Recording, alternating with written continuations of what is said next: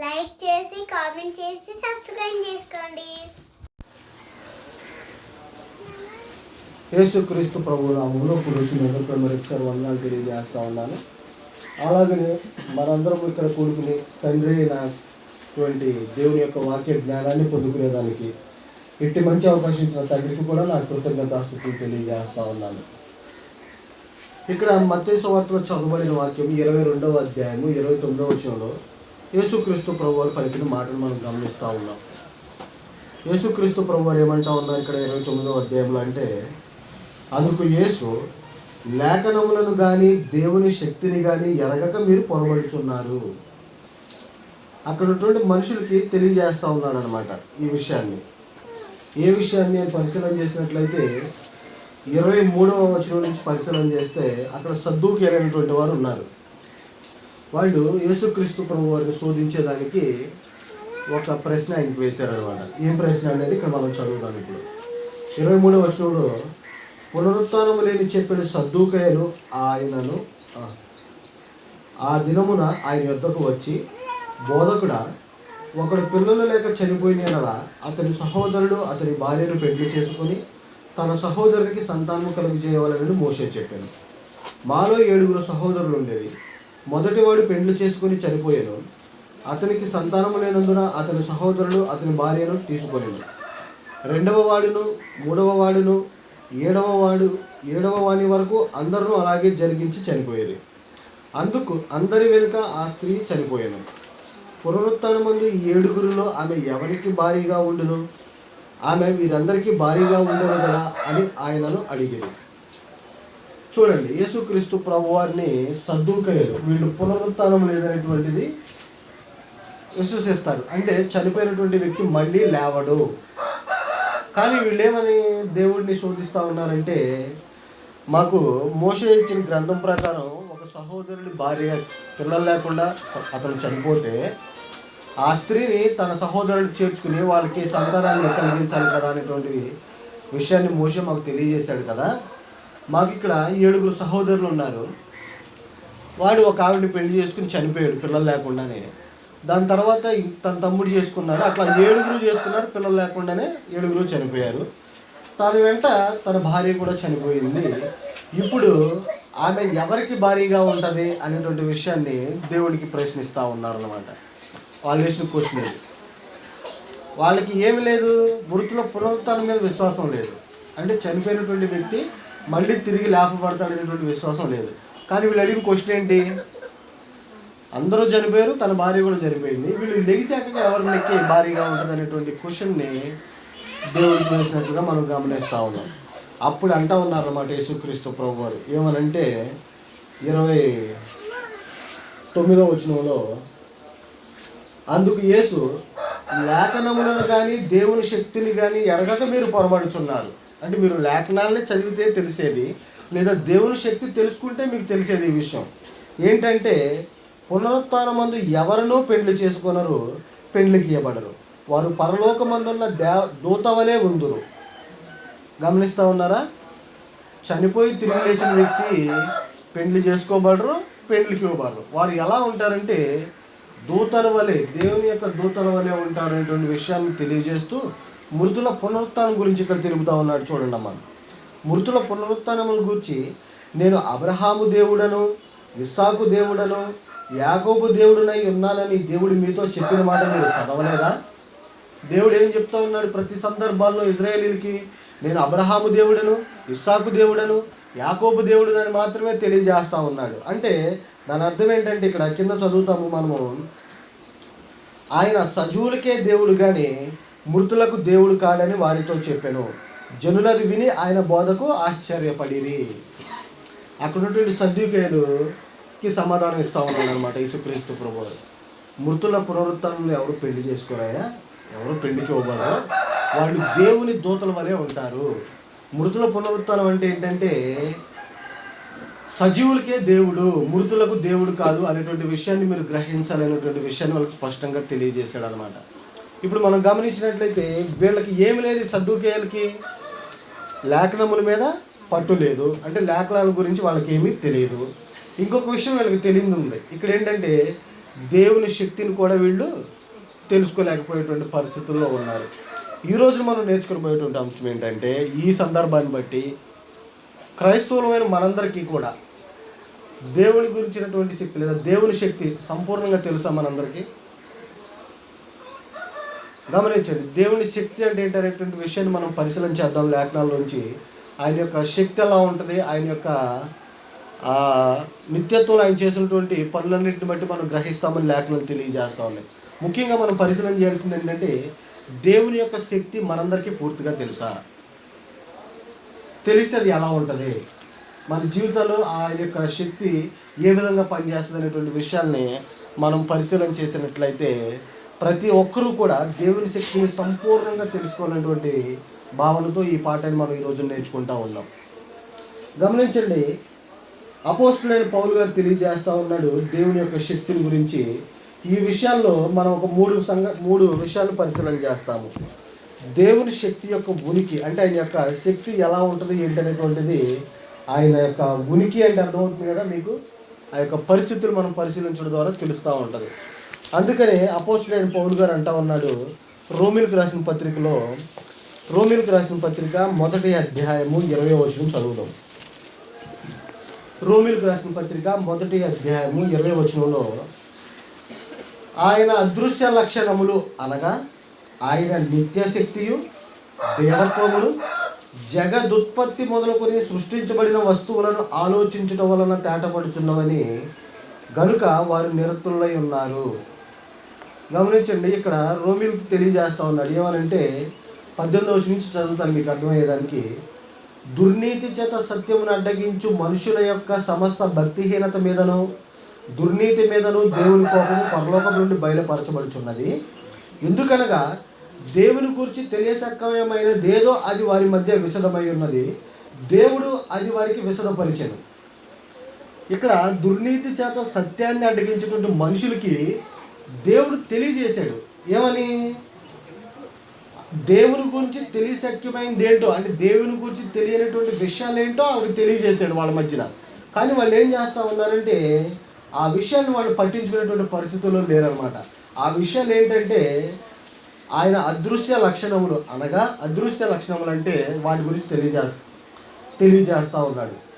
ఆయన నిత్యశక్తియు దైవత్వమును జగతి ఉత్పత్తి మొదలుకొని సృష్టించబడిన వస్తువులను ఆలోచించడం వలన తేటపడుచున్నవి అని తెలియజేస్తూ ఉన్నాడు. అంటే ఆయన యొక్క నిత్య శక్తి మనం ఎలాగ తెలుసుకుంటామంటే, సృష్టిలో ప్రారంభం నుంచి ఆయన ఏ విధంగా సృష్టిని ప్రారంభించాడు, ఎట్లాగో సృష్టిని తయారు చేశాడు అనేటువంటి విషయాలన్నింటినీ కూడా మనం పరిశీలన చేస్తే ఆయన యొక్క నిత్య శక్తి ఏంటనేది మనకి తెలుస్తుంది. ఆయన శక్తి మనకు తెలుసు కదా. ఆయన మాట ద్వారానే సమస్తమును సృష్టించినట్లుగా మనం ఆదికాండం 1-2 అధ్యాయాల్లో గమనిస్తూ ఉంటాం. అంతేనే కదా. ఆయన 6 దినాల్లో సృష్టి మొత్తాన్ని సంపూర్తి చేసి 7వ దినాన్న విశ్రాంతి పొందినట్లుగా కూడా మనం గమనిస్తూ ఉంటాం. అందుకనే ఈ విషయాలన్నింటినీ కూడా వాళ్ళకి తెలియజేసినా కూడా వాళ్ళు సత్యానికి అడ్డుగా ఉన్నారు కాబట్టి వాళ్ళు నిరతులై ఉన్నారు. అంటే ఈ విషయాన్ని దేవుని యొక్క శక్తిని వాళ్ళు గ్రహించుకోలేకపోతూ ఉన్నారు అనేటువంటి విషయాన్ని ఇక్కడ తెలియజేస్తూ ఉన్నాడు అనమాట. అయితే గ్రంథం కూడా తెలియజేస్తూ ఉంది దేవుని యొక్క శక్తిని. ఇక్కడ పౌలు గారు ఏమని తెలియజేశాడు మనకి, ఆయన అదృశ్య లక్షణాలు ఏంటని, నిత్యశక్తి దేవత్వము సృష్టి ప్రారంభించినటువంటి సంగతులన్నీ పరిశీలన చేస్తే తెలుస్తూ ఉంటుంది. అంటే ఏ విధంగా భూమిని సృజించాడు, ఏ విధంగా భూమిని నీటిని వేరుపరిచాడు, ఏ విధంగా ఆకాశాన్ని దానిలో ఉన్నటువంటి నక్షత్రాలను సృజించాడు అనేటువంటి విషయాలన్నింటినీ కూడా మనం చదివితే ఆయన యొక్క శక్తి ప్రభావాలు ఏంటనేది మనకు తెలుస్తూ ఉంటాయి. కనుక వీళ్ళకి అవి తెలియజేపరిచిన వాళ్ళ ముందు పెట్టినా కూడా వీళ్ళు సత్యాన్ని అడిగించే మనుషులు వీటిని గ్రహించేటువంటి స్థితిలో లేరనేటువంటి విషయాన్ని ఇక్కడ మనం గ్రహిస్తూ ఉన్నాం.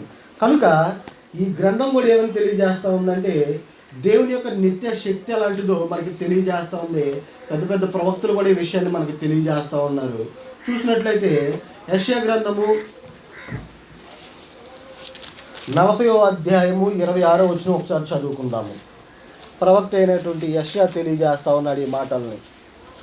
40వ అధ్యాయము 26వ వచనం చూసినట్లయితే,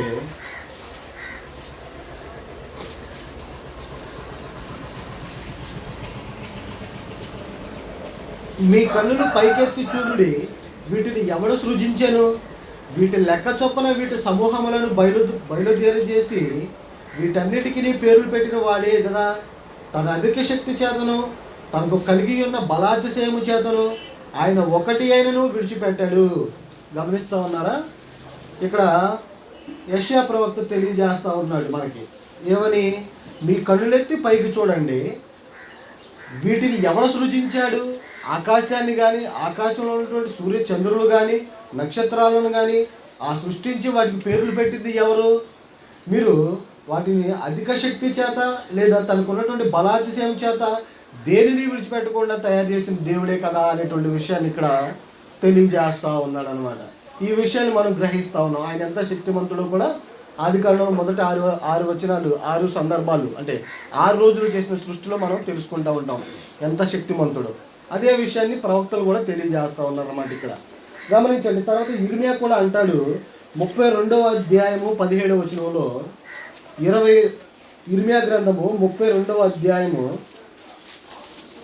17వ వచనం,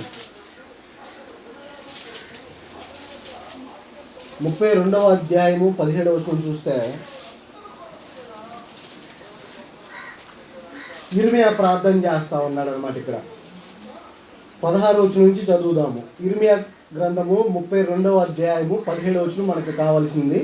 16వ వచనం నుంచి నేను చదువుతా ఉన్నాను, చూడండి. నెరియా కుమారుడైన బారాకు చేతికి ఆ క్రయపత్రమును నేను అప్పగించిన తరువాత యెహోవాకు ఎలాగున ప్రార్థన చేసి తిని. ఇర్మియా దేవుడికి ప్రార్థన చేస్తూ ఉన్నాడు అనమాట. ఏమనో చూద్దాం ఇక్కడ. యెహోవా ప్రభువా, సైన్యములకు అధిపత్యకు యెహోవా అని పేరు వహించిన వాడా, శూరుడా, మహాదేవ, నీ అధిక బలము చేతను చాచిన బాహువ చేతను భూమి ఆకాశములను సృజించితివి, నీకు అసాధ్యమైనది ఏదీ లేదు. గమనిస్తూ ఉన్నారా? ఏమంటా ఉన్నాడు ఇప్పుడు ఇర్మియా? భూమి ఆకాశములను సృజించిన వాడవు, శూరుడా, మహాదేవ, నీ అధిక బలము చేత నువ్వు ఇవన్నీ కూడా సృజించినట్లుగా ఆయన ప్రార్థన చేస్తూ ఉన్నాడు. ఈ విషయాలన్నీ కూడా మనం ఒప్పుకోవాల్సిందే. ఎందుకంటే ఇవన్నీ కూడా మన కళ్ళ ముందు ఉన్నటువంటి నిజాలే కాబట్టి మనం వాటన్నిటిని ప్రతిదినం గమనిస్తాము, చూస్తూ ఉన్నాము కాబట్టి వీటన్నిటిని ఖచ్చితంగా దేవుడు తన మాట చేత తనకున్నటువంటి మహత్తరకరమైనటువంటి శక్తి ద్వారా వీటన్నిటిని సృజించినట్లుగా ఖచ్చితంగా మనం ఒప్పుకోవాల్సిన వారమై ఉన్నాం. అట్లానే దినవృత్తాంతాల మొదటి గ్రంథము 29వ అధ్యాయము 11, 12 వచనాలు చదువుదాం. లేఖనాలు దృఢపరుస్తూ ఉన్నాయన్నమాట. సృష్టి యావత్తు దేవుడి ద్వారానే సృజించబడింది. అంత శక్తిమంతుడైనటువంటి విషయాన్ని మనం గ్రహిస్తూ ఉన్నాం. దినవృత్తాంతముల మొదటి గ్రంథము 29వ అధ్యాయము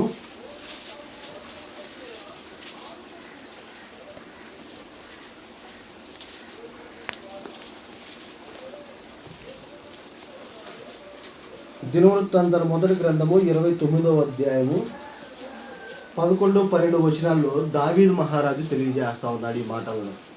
10వ వచనంలో ఉంది, రాజైన దావీదు కూడాను బహుగా సంతోషపడి సమాజము పూర్ణముగా ఉండగా యెహోవాకు ఇట్లు స్తోత్రములు చెల్లించెను. మాకు తండ్రిగానున్న ఇశ్రాయేలీల దేవ యెహోవా, నిరంతరము నీవు స్తోత్రార్హుడవు. ఇప్పుడు అంటా ఉన్నాడు అనమాట ఆయన కూడా. యెహోవా, భూమి ఆకాశముల యందుండు సమస్తమును నీ వశము, మహత్యమును పరాక్రమమును ప్రభావమును తేజస్సును ఘనతయు నీకే చెందుచున్నవి. యెహోవా, రాజ్యము నీది, నీవు అందరి మీదను నిన్ను అధిపతిగా హెచ్చించుకొని ఉన్నావు. ఐశ్వర్యమును గొప్పతనమును నీ వలన కలుగును. నీవు సమస్తమును ఏలువాడవు. జలములను పరాక్రమమును నీ దానములు. హెచ్చించువాడవును అందరికీ బలమిచ్చువాడవును నీవే. గమనించండి అన్న, ఇక్కడ దావీదు మహారాజు కూడా తెలియజేస్తూ ఉన్నాడు. సమస్తము కూడా నీ వశమే. భూమి ఆకాశంలో ఉన్నటువంటి ప్రతిదీ కూడా నీ వశమే, నువ్వు సృజించినవే.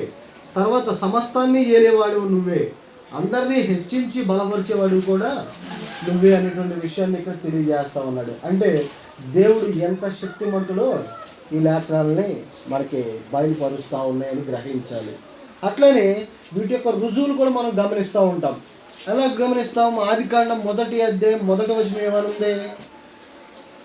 ఆదికాండము 1వ అధ్యాయము 1వ వచనంలో చూసినట్లయితే, ఆదియందు దేవుడు భూమి ఆకాశములను సృజించాను.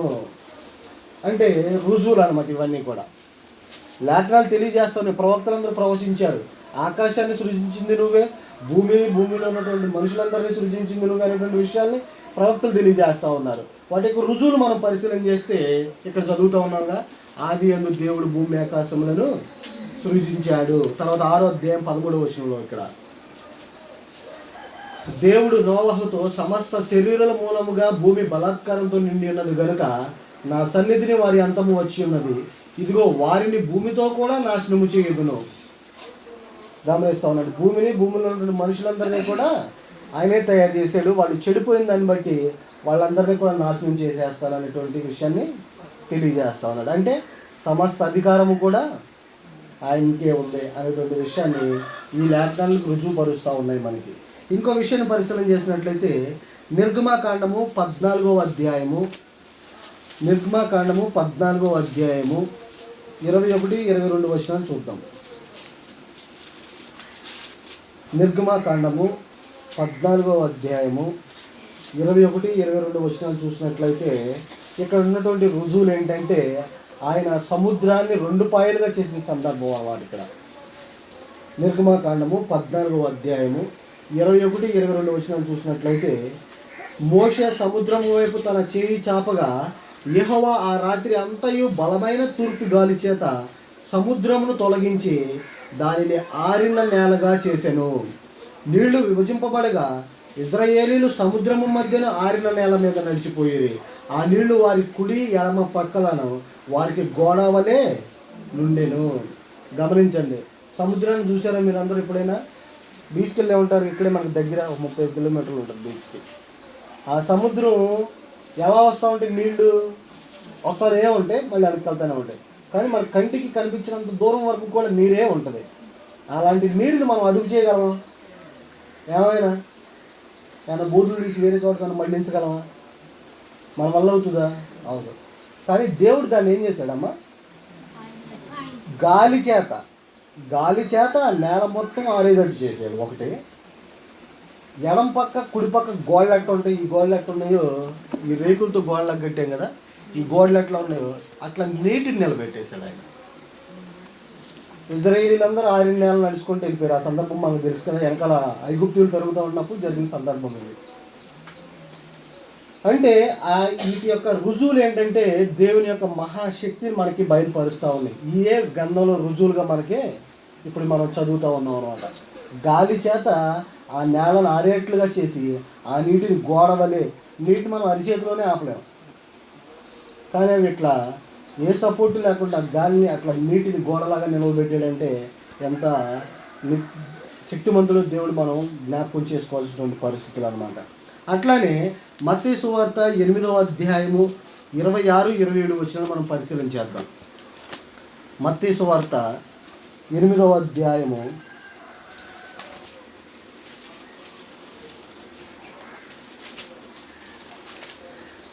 26-27 వచనాలు చూసినట్లయితే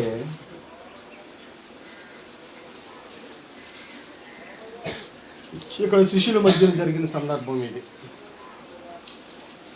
8వ అధ్యాయము మత్తయి సువార్త 8వ అధ్యాయము 26-27 వచనాలు చూస్తే అందుకు ఆయన శిష్యులతో అంటా ఉన్నాడు, అల్ప విశ్వాసులారా ఎందుకు భయపడుచున్నారని వారితో చెప్పి లేచి గాలిని సముద్రమును గద్దింపగా మిక్కిలి నిమ్మళమాయెను. ఆ మనుషులు ఆశ్చర్యపడి ఈయన ఎట్టివాడో, ఈయనకు గాలియు సముద్రమును లోబడుచున్నామని చెప్పుకొనిరి. అంటే వాళ్ళు సముద్రంలో ప్రయాణం చేస్తూ ఉంటే తుఫాను వచ్చింది, మేము నశించిపోతాం భయపడతా ఉన్నారన్నమాట. అప్పుడు యేసుక్రీస్తు ప్రభువారు వాళ్ళు అంటా ఉన్నారు, అల్ప విశ్వాసులారా ఎందుకు భయపడతారు, నేను మీతో లేనా అని గద్దిస్తే గాలి ఆగింది, సముద్రం నిమ్మలం అయింది. ఈయన ఎలాంటి వాడు అనేటువంటిది వాళ్ళకి అప్పుడు తెలిసిందనమాట.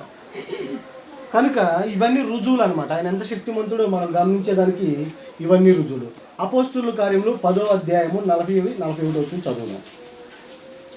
అపోస్తుల కార్యములు 10వ అధ్యాయము 40-41 వచ్చిన చూసినట్లయితే ఇక్కడ మృతుల పునరుత్థానం అంటే క్రీస్తుని గురించి గమనిస్తూ ఉంటాం. ఇక్కడ అపోస్తుల కార్యములు 10వ అధ్యాయము 40-41 వచ్చిన చూసినట్లయితే దేవుడు ఆయనను మూడవ దినమున లేపి ప్రజలందరికీ కాక దేవుని చేత ముందుగా ఏర్పరచబడిన సాక్షులకే, అనగా ఆయన మృతులలో నుండి లేచిన తర్వాత ఆయనతో కూడా అన్నపానములు పుచ్చుకొనిన మాకే ఆయన ప్రత్యక్షముగా కనబడినట్లు అనుగ్రహించాను. అంటే యేసుక్రీస్తు ప్రభువు చనిపోయిన తర్వాత మళ్ళీ తిరిగి లేచిన దాన్ని బట్టి దేవుడు ఎంత శక్తిమంతుడో ఇక్కడ తెలియజేస్తూ ఉన్నారు వీళ్ళు. అంటే మృతులను సహితము లేపగలిగినటువంటి శక్తిమంతుడైనటువంటి విషయాన్ని ఈ వచనాలు మనకి రుజువుపరుస్తూ ఉన్నాయి. ఇంకా ఏమైనా డౌట్ ఉందా దేవుడు ఎంత శక్తిమంతుడు అనే దాని విషయంలో ఎవరికైనా? సమస్త భూమిని, ఆకాశాన్ని, భూమి మీద ఉన్నటువంటి సమస్తాన్ని, ఆకాశంలో ఉన్నటువంటి సమస్తాన్ని కూడా సృజించింది ఆయనే. ఈ విషయాలన్నీ కూడా వాళ్ళ ముందు పెట్టినా సరే, సద్దుకైల దగ్గర లేదా దేవుని సత్యాన్ని అడిగించే వారి దగ్గర పెట్టినా వాళ్ళందరూ కూడా దేవుడికి లోబడకుండా ఉండే పరిస్థితులు ఉన్నాయనేటువంటి విషయాన్ని మనం లేఖనాల్లో కొంతమందిని చూసి తెలుసుకుంటా ఉన్నాం. ఇంకొక విషయం ఏంటంటే, ఈ దేవుని శక్తి అనేది ఎలా ఉంటుందనేది మనం పరిశీలన చేశాము. ఈ శక్తికి ఆయన ఒక ఆయుధాన్ని వాడుతాడు. ఏంటి అంటే ఆయన మాటే ఆయన ఆయుధం. అవునా కదా? గమనిద్దాం. ఆ విషయాన్ని కూడా మనం పరిశీలన చేసినట్లయితే దేవుని యొక్క శక్తికి మించినటువంటి ఆయన ఆయుధం ఏంటంటే ఆయన యొక్క మాటలు అనేటువంటి విషయాన్ని మనం గ్రహిస్తూ ఉంటాము. చూద్దాము. లూకాసు వార్త 1వ అధ్యాయము 37వ వచనం చూసినట్లయితే, లూకాసు వార్త 1వ అధ్యాయము 37వ వచనంలో గబ్రియల్ దూత తెలియజేస్తూ ఉన్నాడు. మరియతో తెలియజేస్తూ ఉన్న మాటలు అన్నమాట ఇవి. ఒకసారి చదువుదాం అవి కూడా. లూకాసు వార్త 1వ అధ్యాయము 37వ వచనం చూస్తే ఇక్కడ 26వ వచనంలో, 6వ నెలలో గాబ్రియల్ అనే దూత గలీలోని నజరేతు ఊరిలోకి వచ్చి మరియతో మాట్లాడుతున్న సందర్భం అన్నమాట ఇది. 26వ వచనం నుంచి ఆ సందర్భం ఉంది. ఆయన తెలియజేస్తూ ఉన్నాడు, నీవు గర్భవతివై కుమారుని కంటావు అనేటువంటి విషయాలన్నీ తెలియజేస్తూ ఆ 37వ వచనం వచ్చేసరికి ఆయన అంటా ఉన్నాడు, దేవుడు చెప్పిన ఏ మాట అయినను నిరర్ధకము కానేరదని ఆమెతో చెప్పాను. అంటే దేవుడు చెప్పిన ప్రతి మాట కూడా అది ఎప్పటికీ నెరవేరకుండా పోదు. అంటే దేవుడు ఏదైతే తెలియజేస్తా ఉన్నాడో తన నోటి మాట ద్వారా అవన్నీ కూడా జరుగుతాయి. ఆయన చేసే పనులన్నిటికీ ఆయన మాట ద్వారానే చేస్తాడు అనేటువంటి విషయాన్ని ఇక్కడ మనం గ్రహించాలన్నమాట. తర్వాత హెబ్రీయులకు రాసిన పత్రిక 4వ అధ్యాయము 12వ వచనంలో కూడా చూసినట్లయితే అక్కడ ఒక మాట చదువుతాం. హెబ్రీయులకు రాసిన పత్రిక 4వ అధ్యాయము 12వ వచనం చూద్దాం. ఎందుకనంటే దేవుని వాక్యం నిరర్ధకం అవ్వదనేది ఇక్కడ తెలియజేస్తా ఉన్నాడు పౌలు గారు. ఎందుకనగా దేవుని వాక్యము సజీవమై బలము గలదై రెండంచులు గల ఎటువంటి ఖడ్గము కంటేనూ వాడిగా ఉండి ప్రాణాత్మలను కీళ్లను మూలుగను విభజించినంత మట్టుకు దూరంచు హృదయం యొక్క తలంపులను ఆలోచనలను శోధించుతున్నది. గమనిస్తూ ఉన్నారు. ఆయన యొక్క మాట ఎలాంటిదంటే మన హృదయాన్ని, మన హృదయంలో ఉన్నటువంటి ఇంకా విషయం, ఇంకా ప్రాణాత్మలను కీళ్లను మూలుగులు. అంటే మూలుగు ఎక్కడ ఉంటుంది తెలుసు కదా మనందరికీ? ఎక్కడ ఉంటుంది? ఎముకలో ఉంటుంది. అది మనకు కనపడుతుందా? కనపడదు. కానీ దేవుని యొక్క మాట అక్కడ కూడా వెళ్ళేంత శక్తివంతమైంది అనేటువంటి విషయాన్ని ఇక్కడ మనం లేఖనాల ద్వారా నేర్చుకుంటూ ఉన్నాం. అయితే ఈ మాటలు, దేవుని యొక్క మాట భౌతిక సంబంధంగా ఉపయోగపడుతుంది, ఆత్మ సంబంధమైనటువంటి మనిషిని రక్షించేదానికి కూడా ఈ మాటలే ఉపయోగపడతాయి. గమనిస్తే భౌతిక సంబంధంగా మనం గమనించినట్లయితే దేవుని మాట ద్వారా సృష్టిని సృజించాడు. ఆ మాట ద్వారానే సృష్టిలో ఉన్నటువంటి వాటన్నిటిని కూడా సంరక్షించి పరిరక్షిస్తూ ఉన్నాడు. ఆ మాట ద్వారానే ఈ సృష్టిని మొత్తాన్ని కూడా నాశనం చేయగలిగిన సమర్థవంతుడు. ఆ విషయాన్ని కూడా మనం లేఖనాల్లోంచి పరిశీలన చేసినట్లయితే ఇది చూద్దాము. యోహాను సువార్త 1వ అధ్యాయము 1 నుంచి 3 వచనాలు చదువుదాం.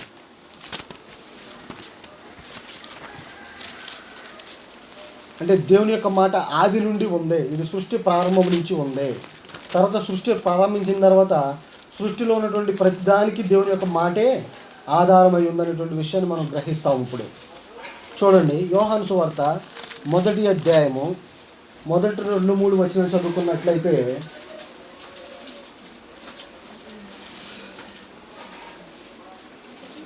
ఆది యందు వాక్యం ఉండేది. ఆది యందు, ఆది అంటే ఎప్పుడమ్మా? ప్రారంభం అప్పుడే వాక్యం ఉండేది. వాక్యము దేవుని యొక్క ఉండేను, వాక్యము దేవుడై ఉండేను. అంటే వాక్యమే దేవుడై ఉన్నాడు, ఆయన యొక్క మాటే దేవుడై ఉన్నాడు. అయితే ఆయన అది యందు దేవుని యందు ఉండేను, సమస్తమును ఆయన మూలముగా కలిగెను, కలిగినది ఏది ఆయన లేకుండా కలగలేదు. అంటే దేవుడి యొక్క ఆ ఉనికి ఏదైతే ఉందో, లేదా ఆయన యొక్క శక్తి ఏదైతే ఉందో, ఆ మాట ద్వారానే ఆది నుండి ఉందనేటువంటి విషయాన్ని ఇక్కడ, సృష్టి ప్రారంభం నుంచి ఉందనేటువంటి విషయాన్ని ఇక్కడ తెలియజేస్తూ ఉన్నాడు.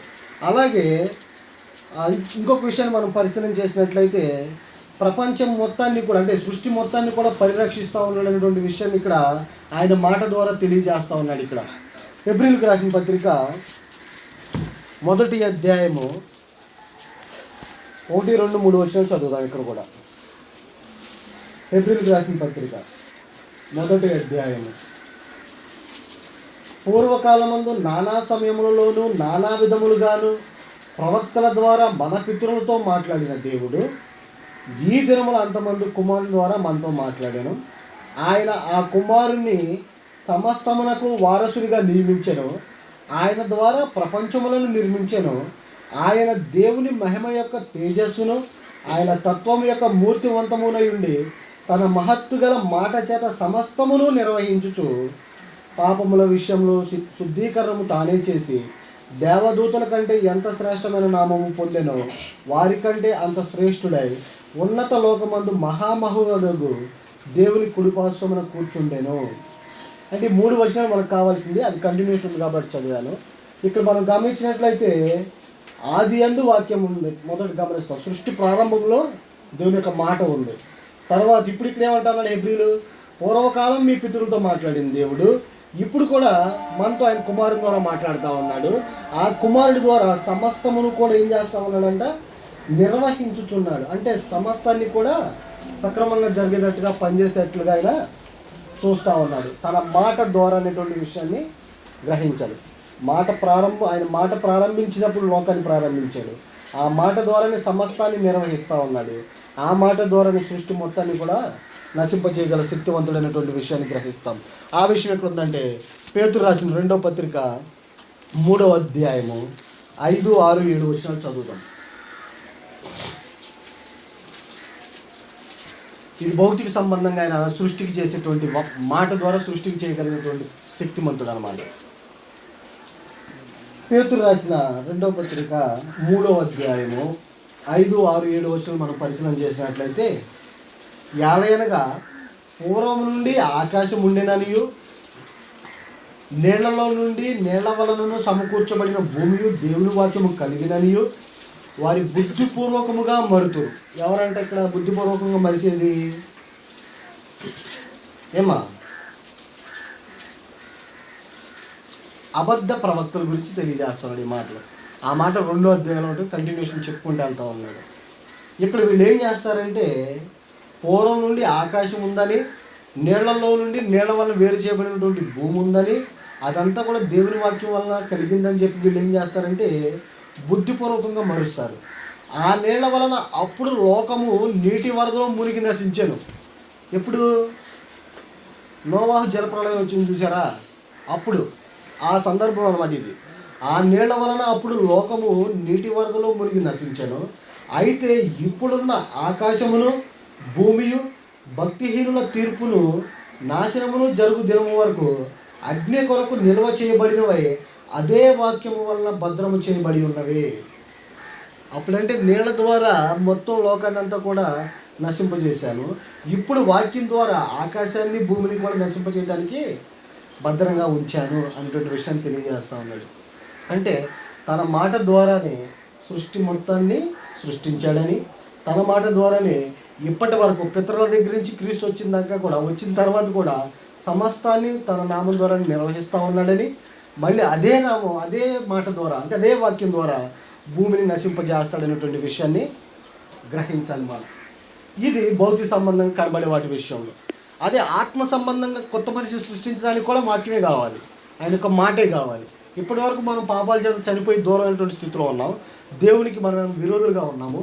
అయితే మనం ఇప్పుడు దేవుని దగ్గరికి వచ్చేదానికి కానీ, లేదా దేవుడికి పిల్లలయ్యేదానికి కానీ, ఒక వ్యక్తి నూతనంగా జన్మించేదానికి కానీ దేవుని యొక్క మాటే కంపల్సరీ, ఖచ్చితంగా. చూద్దాం, ఆ విషయాలు కూడా మనం పరిశీలన చేసినట్లయితే చూడండి, రోమీయులకు రాసిన పత్రిక 10వ అధ్యాయం 17వ వచనంలో స్పష్టంగా తెలియజేస్తూ ఉన్నాడు పౌలు గారు. ఇక్కడేముంది ఈ మాట మనందరికీ తెలిసిన మాటే, మీరు చెప్పగలగాలి. 10వ అధ్యాయం 17వ వచనం చూస్తే, కాగా వినుట వలన విశ్వాసము కలుగును, వినుట క్రీస్తును గూర్చిన మాట వలన కలుగును. అంటే ఒక వ్యక్తికి విశ్వాసం రావాలంటే ఆ వ్యక్తి ఏం చేయాలంటే క్రీస్తును గురించిన మాటలు వినాలి. ఎందుకని గమనిస్తే 11వ అధ్యాయం, హెబ్రీయులకు రాసిన పత్రిక 11వ అధ్యాయము 6వ వచనం చూస్తాం ఒకసారి. మనకి విశ్వాసం క్రీస్తు మాట వల్ల కలిగితే ఇక్కడ చెప్తూ ఉన్నాడు, విశ్వాసము లేకుండా దేవునికి ఇష్టడై ఉండుట అసాధ్యము. దేవుని యొద్దకు వచ్చేవాడు ఆయన ఉన్నాడనియు, తన్ను వెతుకు వారికి ఫలము దయచేవాడనియు నమ్మవలెను కదా. అంటే ఒక వ్యక్తి మొదటిగా దేవుని నమ్మాలి. నమ్మటం ఎలాగంటే ఆయన గురించి తెలుసుకుని, ఆయన మాటలు విని, వాటిని బట్టి మనం ఆయన దగ్గరికి రావాల్సిన వారమై ఉన్నామనేటువంటి విషయాన్ని, ఇది ప్రారంభపు దశ అనమాట. ఆయన మాట ద్వారా ఒక వ్యక్తికి తన యొక్క స్థితి ఏంటో తెలుసుకుని, తన యొక్క పరిస్థితులు అతను ఆలోచన చేయగలిగే శక్తి వస్తుంది అనమాట ఆ వ్యక్తి దేవుని యొక్క మాటలు వినటం ద్వారా. అట్లానే రెండో విషయం ఏంటంటే పౌలు గారు అంటా ఉన్నాడు, రోమీయులకు రాసిన పత్రిక 1వ అధ్యాయము 16వ వచనంలో, రోమీయులకు రాసిన పత్రిక 1వ అధ్యాయము 16వ వచనం చదువుదాం.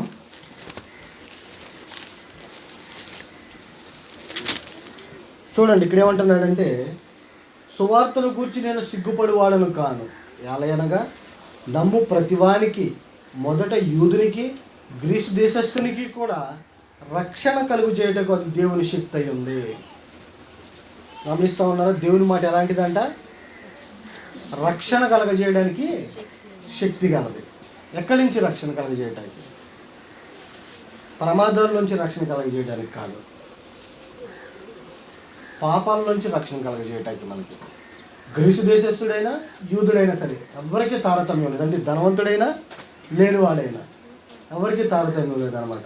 ఇదేంటంటే ఆ మాట, ఆయన యొక్క మాట ఏంటంటే ప్రతి వానికి రక్షణ కలగజేసేటువంటి శక్తివంతమైనటువంటి విషయాన్ని గ్రహించాలి.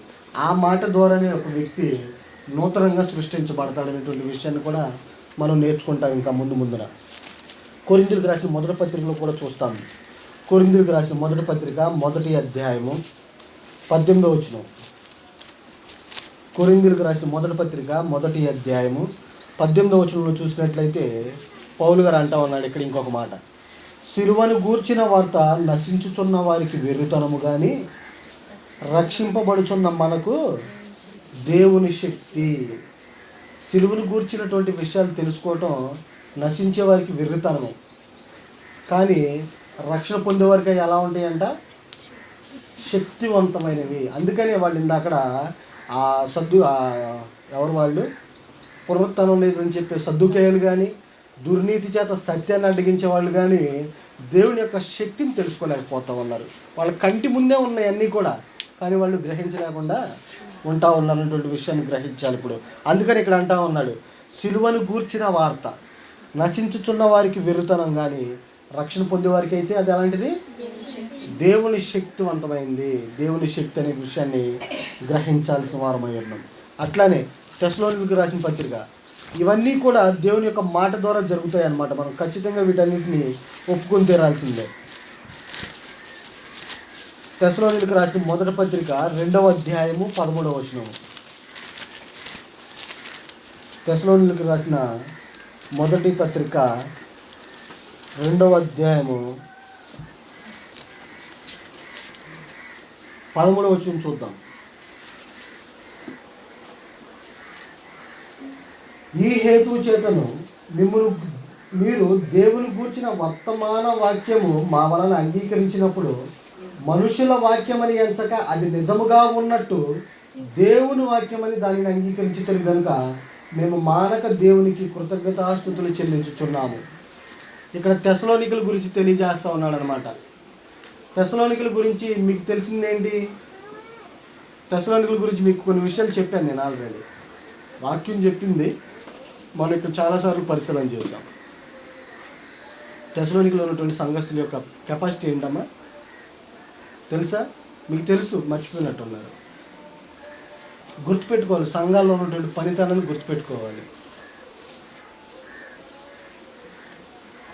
వీళ్ళు వాక్య విషయంలో బహు శ్రమలు పొందినా కూడా వీళ్ళు శ్రమల్ని భరించారంట. వింటా ఉన్నారా? పాపం చూస్తూ ఉన్నారా?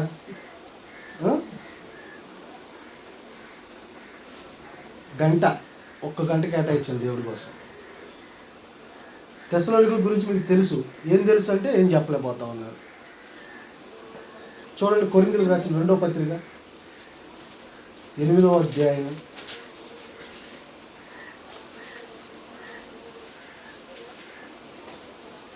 2వ వచనంలో చూస్తే, ఏలయనగా వారు బహుగా శ్రమల వల్ల పరీక్షింపబడగా అత్యధికంగా సంతోషించారు. శ్రమలు వస్తే సంతోషం వచ్చిందంటే వీళ్ళకి. తెస్సలోనికలో ఉన్నటువంటి క్రీస్తు ప్రభు సంఘానికి, మరి దోలవానిగూడలో ఉన్నటువంటి సంఘానికి కానీ, బేతోల్లో ఉన్నటువంటి సంఘానికి కానీ, మహేశ్వరపురంలో ఉన్నటువంటి సంఘానికి కానీ మరి ఏమొస్తాయో మనకు తెలియాలి. ఇంకా ఆ విషయాలు బహుశ్రమల వలన వీళ్ళు ఏం చేశారు? అత్యధికంగా సంతోషించారు. వాళ్ళు నిరుపేదలైనా సరే దాతృత్వానికి మించి ఇచ్చారు. అంటే వాళ్ళ దగ్గర ఇవ్వడానికి రూపాయి కూడా లేదు, కానీ వాళ్ళు అందించారు, 100 రూపాయలు ఇచ్చారు. మీకు అర్థమయ్యేదని చెప్తా ఉన్న మాటలు.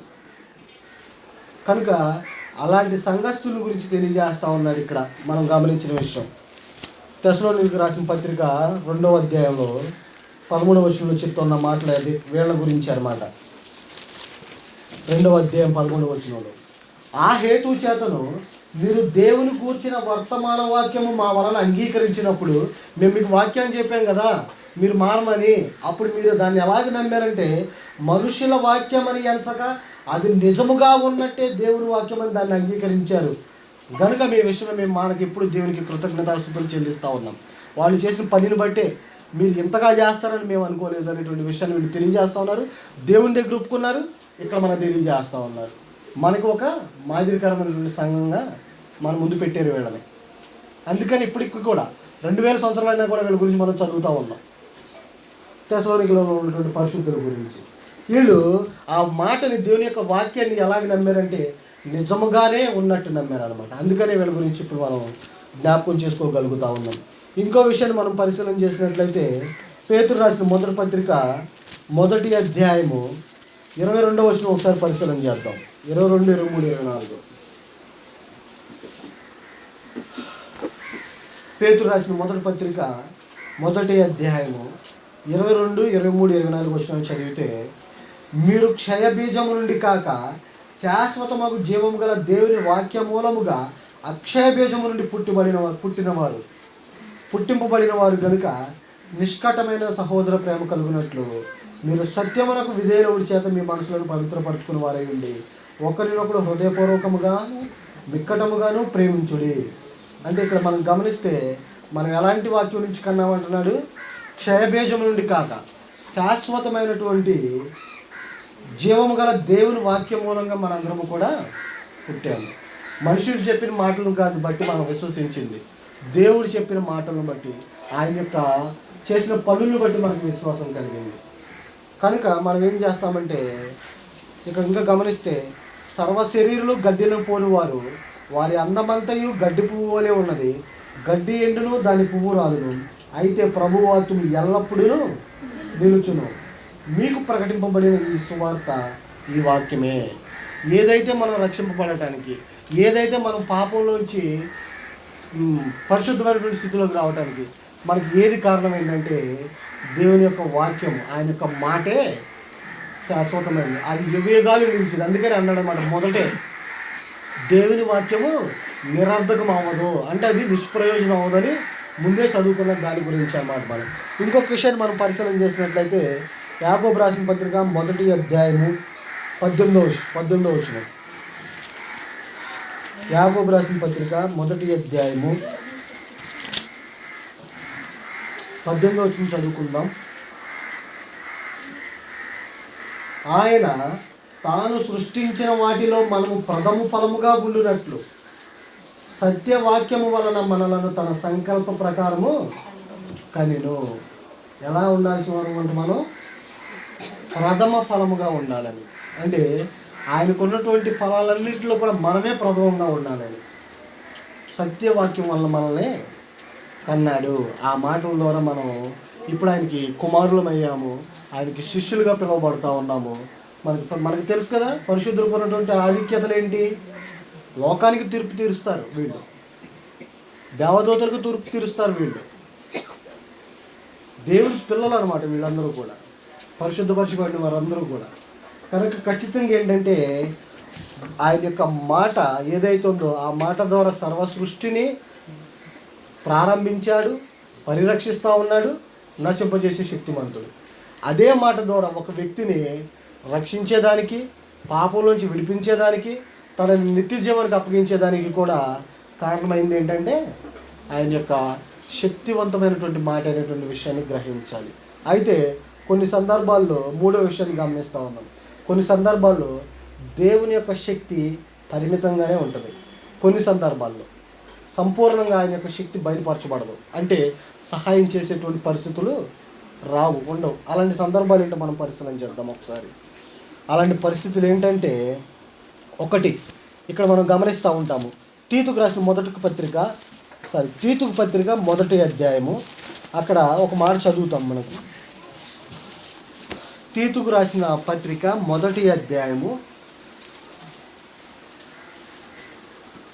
రెండవ వచనంలో ఒక మాట చదువుతాం. అంటే అది ఇక్కడ 4వ వచనంలో ఉంది, మొత్తం కలిపి ఉంది కాబట్టి నేను చదువుతాను కదండి.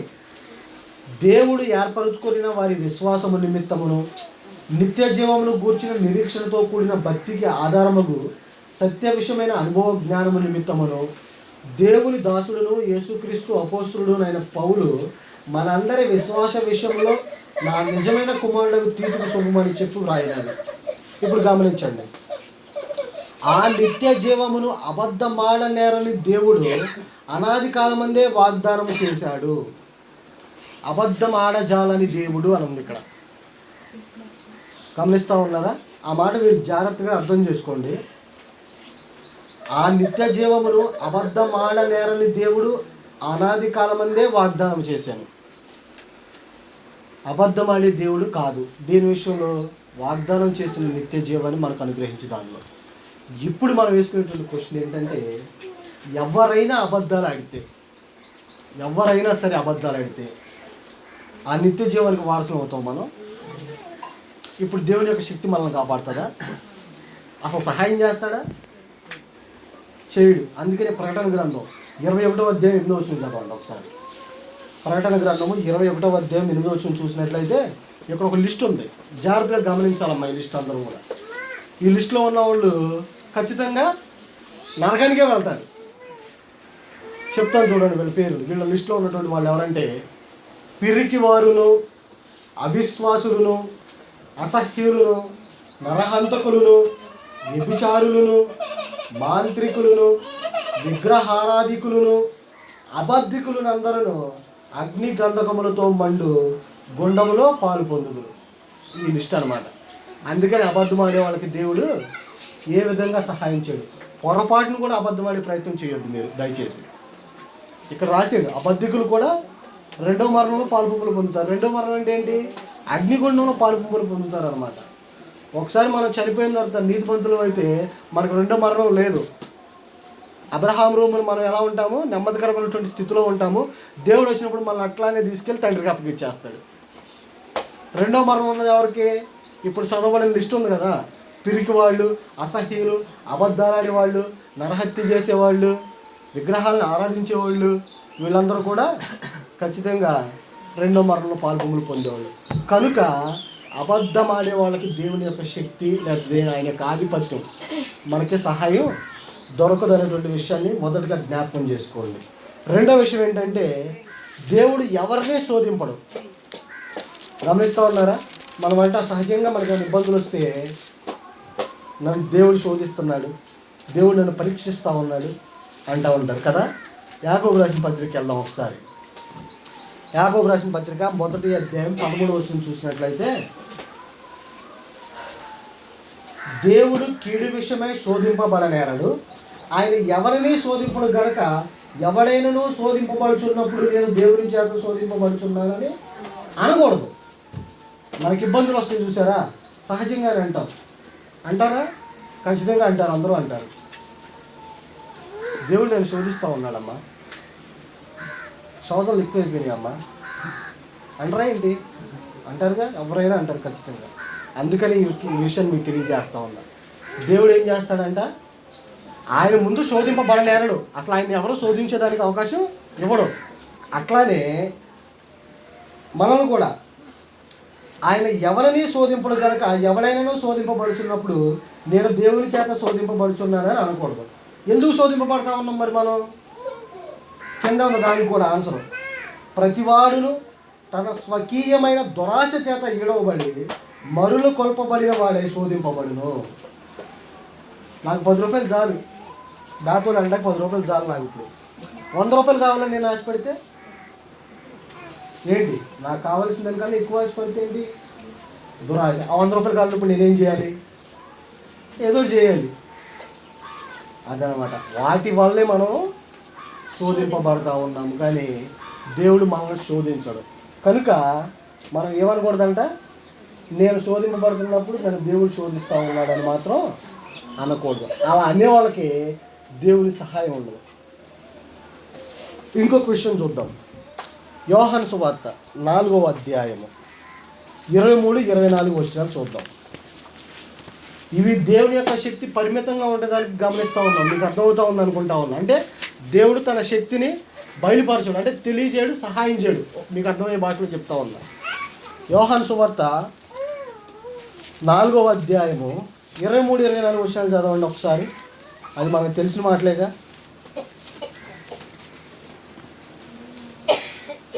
అయితే యథార్థముగా ఆరాధించువారు ఆత్మతోనూ సత్యముతోనూ తండ్రిని ఆరాధించు కాలం వచ్చుచున్నది, అది ఇప్పుడు వచ్చే ఉన్నది. తన్ను ఆరాధించేవారు అట్టివారే కావాలనని తండ్రి కోరుచున్నాడు. అర్థమవుతా ఉందా మీకు ఇది? యథార్థంగా ఆరాధించేవారు ఎట్లా ఆరాధించాలంట? ఆత్మతోనూ సత్యముతోనూ తండ్రిని ఆరాధించాలి. ఆ కాలం వస్తుందే, అది ఇప్పుడు వచ్చే ఉందని తెలియజేస్తూ ఉన్నాడు. అలాంటి వాళ్ళే కావాలని తండ్రి కోరుకుంటా ఉన్నాడు. అయితే దేవుడు ఆత్మ కనుక ఆయనను ఆరాధించేవారు ఆత్మతోనూ సత్యముతోనూ ఆరాధించాలి. ఆత్మతోనూ సత్యముతోనూ ఆరాధించకుండా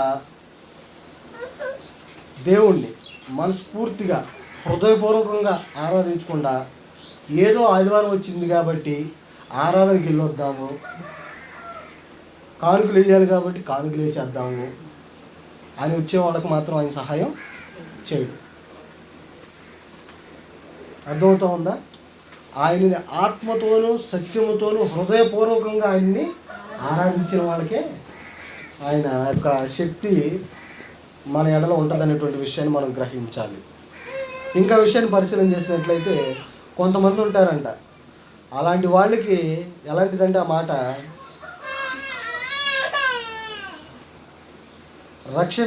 రక్షించబడాలని ఆలోచన ఉండదు చూసారా.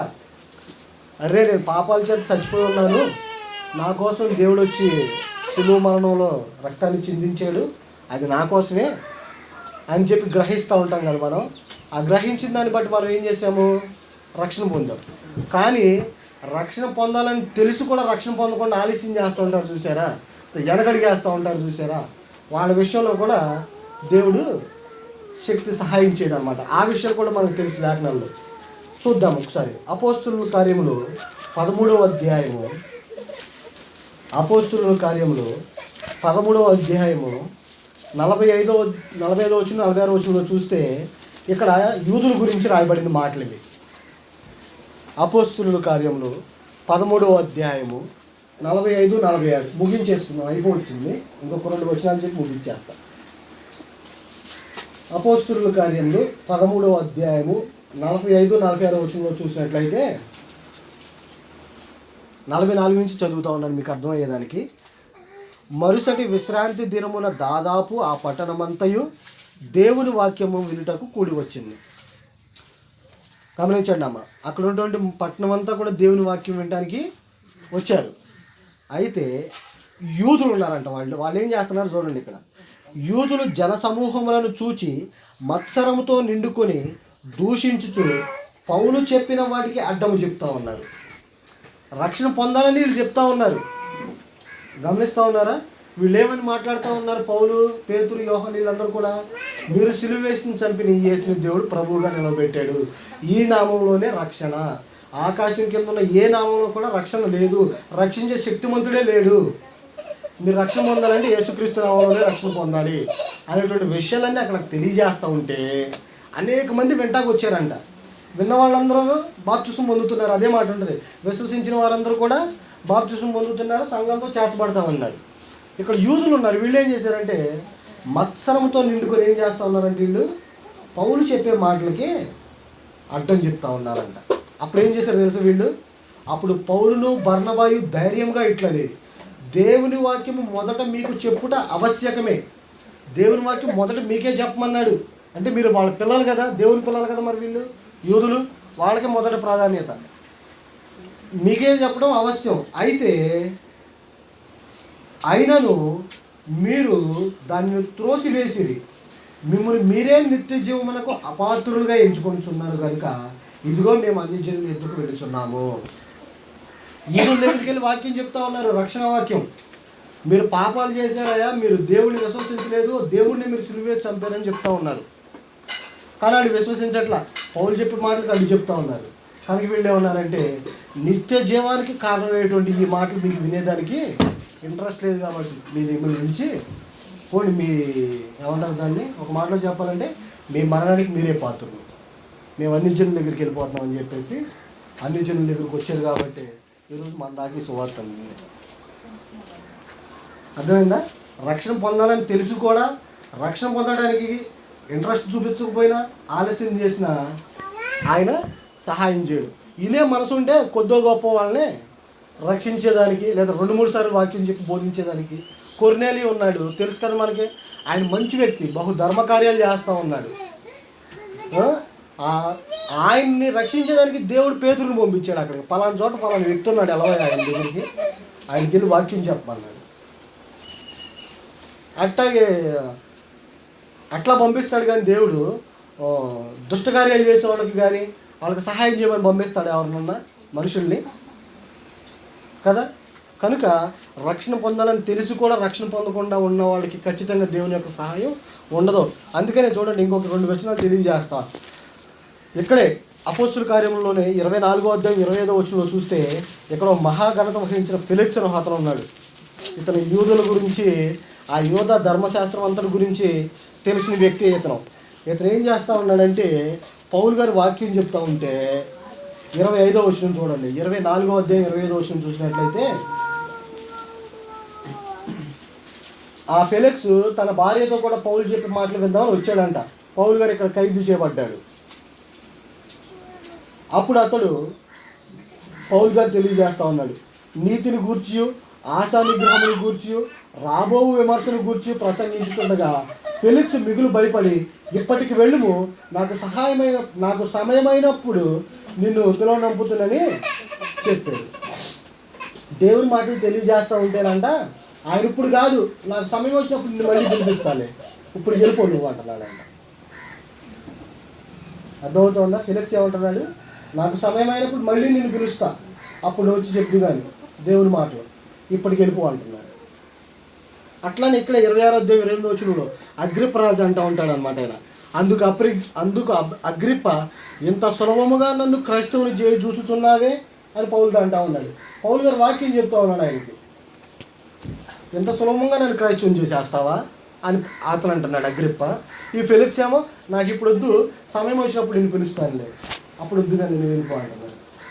యూదులు కూడా మాటలు చెప్తూ ఉంటే ఏమన్నారండి, అడ్డు చెప్తే అక్కడి నుంచి దేవుని యొక్క వాక్యం వెళ్ళిపోయింది. అంటే ఏదైతే రక్షణకు కారణమైందో, ఏదైతే మన ఉనికికి కారణమైందో అది వాళ్ళు పొందుకోకపోతే దేవుడు కూడా ఏం చేయలేడు, విడిచిపెట్టేస్తాడు అట్లాంటి వారిని. కనుక ఖచ్చితంగా ఏం చేయాలంటే దేవుని శక్తి ఎలాంటిదో మనం గ్రహించాము, ఆ శక్తి ద్వారా సమస్తాన్ని నిర్మించాడు, మనల్ని కూడా మళ్ళీ నూతనంగా సృజించాడు అనేటువంటి విషయాన్ని గ్రహించాం. కనుక మనం ఏం చేయాలంటే మన క్రియల ద్వారా, మన ప్రవర్తన ద్వారా ఆ దేవుడిని గురించే శక్తిని పొందుకోవాలి ఖచ్చితంగా. కానీ దేవుడికి ఇష్టానుసారంగా బ్రతకపోతే ఆయన సహాయం చేయడు కదా, అది మనందరికీ తెలిసిన విషయమే కదా. కనుక మనందరం కూడా ఆయనకి ఇష్టమయ్యేవారుగా ఆయన మాటకి లోబడి మన క్రియలు మన ప్రవర్తన ద్వారా ఆ శక్తిని మనం పొందుకోవాలి. ఎవరైతే ఆ మాటకు లోబడకుండా దేవుని శక్తిని పొందకుండా ఉంటారో వాళ్ళందరూ ఖచ్చితంగా నిత్య నాశనానికి నిత్య నరకానికి వెళ్తారని మీకు తెలియజేస్తూ మొదటగా నన్ను నేను హెచ్చరించుకుంటా ఉన్నాను, తర్వాత కూడా మిమ్మల్ని అందరినీ హెచ్చరిస్తూ ఉన్నాను. శ్రద్ధగా ఉన్న మీ అందరూ కూడా వందనాలు తెలియజేసి కొద్ది మాటలు ముగిస్తూ ఉన్నాను.